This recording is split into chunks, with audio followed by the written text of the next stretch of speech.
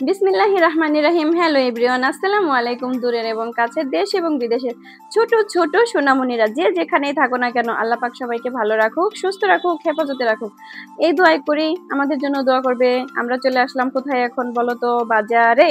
এখন বাজারে চলে আসছি আমরা মা ছেলে, দেখেছো? আমরা নারী, আমরা সবই পারি। যে রাধে সে চুলো বাঁধে। তো চলে আসলাম বাজারে বাজার করার জন্য। আর কি করার, যেহেতু হাজবেন্ড বাহিরে থাকে, প্রবাসীদের বউ বলে কথা, দৌড়তেই তো হবে। ঘরের কাজ করতে হবে, বাহিরের কাজ করতে হবে, এটাই তো কথা। ঘরে বসে থাকলে তো আর আমার কাজ হবে না, আর আমি বসে থাকলে তো আমার খাবারটাও আমার সামনে আসবে না। তো আমাকে তো যেতেই হবে বাজারে, বাজার করতে হবে, তারপর বাসায় রান্না করতে হবে, সংসার সামলাতে হবে, বাচ্চাদের সামলাতে হবে। এই তো জীবন, তাই না?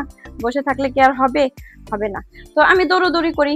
চলেন আমার সাথে আপনারা একটু দৌড়দৌড়ি করেন, আর কি আপনারা বসে বসে দেখেন, তাই না?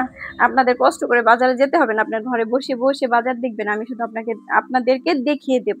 দেখেন, এখান থেকে নিয়ে নিচ্ছি আদা, রসুন, হলুদের গুঁড়ো, মরিচের গুঁড়ো, ধনিয়ার গুঁড়ো, এগুলো নিয়ে নিব।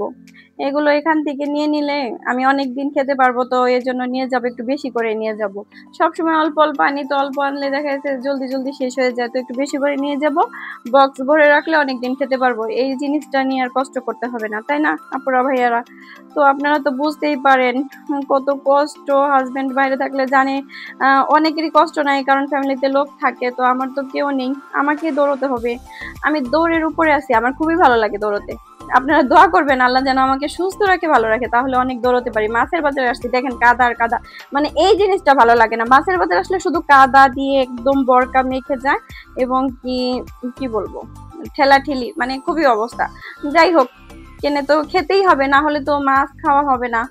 আমি যদি না আসি, ছেলেটা তো আর একা একা পারবে না। আর এখনো ছোট বাবু, এখনো ওকে আমি ছাড়ি না, মানে আমার কাছেও বাবু, তোমাদের কাছে বড় হোক, তারপর আমার কাছে আমার ছেলে যতই বড় হয়ে যাক, তারপর আমার বড় ছেলে আমার কাছে ছোটই থাকবে। এটাই হচ্ছে মায়েদের স্বভাব, তাই না? বাচ্চাদেরকে ছোটই বলে।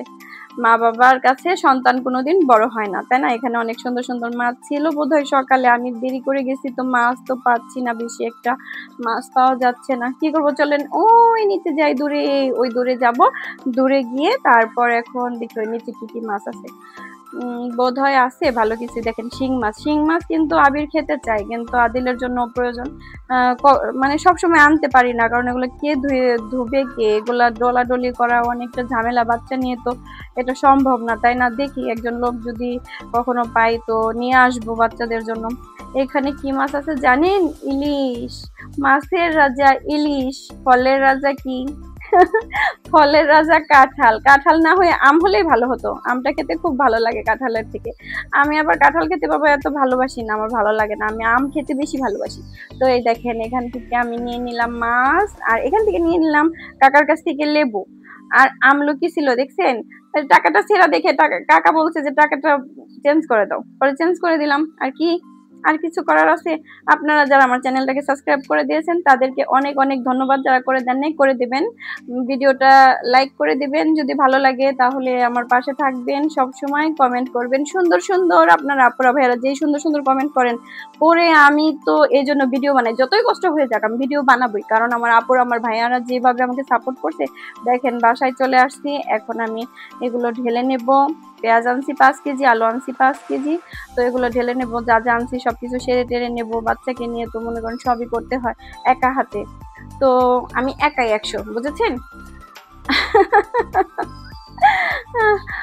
যাই হোক, অনেক কথা বলে ফেললাম। ভুল হয়ে থাকলে মনে করেন যে একটু কমেন্ট করে বুঝিয়ে দিবেন যে আপু এত কথা বলেন কেন, বা আপু এটা বলেন কেন, আপু এটা ভুল হয়েছে, আপনি এটা বলছেন কেন, এটা ঠিক না। হলুদের গুঁড়ো, মরিচের গুঁড়ো আর ধনিয়ার গুঁড়ো নিয়ে আসলাম বেশি করে। তো এখন আজকে শুক্রবার, যেহেতু আজকে একটা স্পেশাল দিন, তাই বাচ্চাদের জন্য তো একটু হালকা হলেও সবাই স্পেশাল কিছু করে, তো আমি ওরকমই, মানে দৌড়োদৌড়ির পর আর কি করা যায় বলো, এইটুকুই, মানে যতটুকু আর কি করা যায় তাই চেষ্টা করেছি বাচ্চার জন্য তৈরি করার। এই তো এখন এটাকে আমি ভালো করে কষিয়ে নিব। ভালো করে কষিয়ে না নিলে তো আর হবে না। যে কোনো জিনিস কষিয়ে রান্না করলে সেটার মজাই আলাদা, তাই না? যত কষাবে ততই সেটার মজা বের হবে। তো কষানোর পরে একটু পানি দিয়ে দিলাম, এটা হতে থাক। চলো চলো একটু বক বক করি। আমার ভিডিওটা যাদের ভালো লেগে থাকে তারা আমাকে সুন্দর সাপোর্ট করতেছেন আপুরা ভাইয়ারা, আমার অনেক ভালো লাগছে। আপনাদের মানে কি বলবো, আমি বোঝাতে পারবো না। আপনাদের প্রতি এতটাই ভালোবাসা আমার হয়ে গেছে, তো আমি আপনাদের সাথে কথা না বলে থাকতেই পারি না। দেখেন না, চলে আসি প্রতিদিন, যাই হোক না হোক আপনাদের সাথে কথা বলার জন্য। তো এত অল্প সময়ে আপনারা আমাকে এতটা ভালোবাসা দিবেন আমি বুঝতেও পারিনি। তো হয়ে গেছে আমার রান্না। তো একটু লবণ দিয়ে দিলাম, বোধহয় একটু কম হবে, এই জন্য উপরে একটু লবণ দিয়ে দিচ্ছি। এখন নাড়া দিয়ে নিচ্ছি, তাই না? আমার জন্য, আমার বাচ্চাদের জন্য, সবার জন্য দোয়া করবেন। আপনাদের জন্য অনেক অনেক দোয়া, মানে ভালোবাসা আমার ভেতর থেকে। তো আপনারা সবসময় ভালো থাকেন, আমাকে এইভাবে সাপোর্ট করে যান, এটাই আমি দোয়া করি। আল্লাহ পাক আপনাদেরকে হেফাজত করুক, নেক মনের আশাগুলো পূরণ করে দিক। আর দেখেন একজন নারী কি না পারে, আমাকে দেখে শিখুন আপুরা, যারা ঘরে বসে আছেন আমাকে দেখে শিখুন। বাচ্চাকে নিয়ে কি না করতেছি দেখেন, বাহিরেও সামলাচ্ছি, ঘরেও সামলাচ্ছি।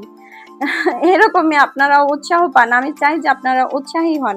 আস্তে আস্তে আপনাদের সব বলবো। খোদা হাফেজ, আসসালামু আলাইকুম, আমাদের জন্য দোয়া করবেন।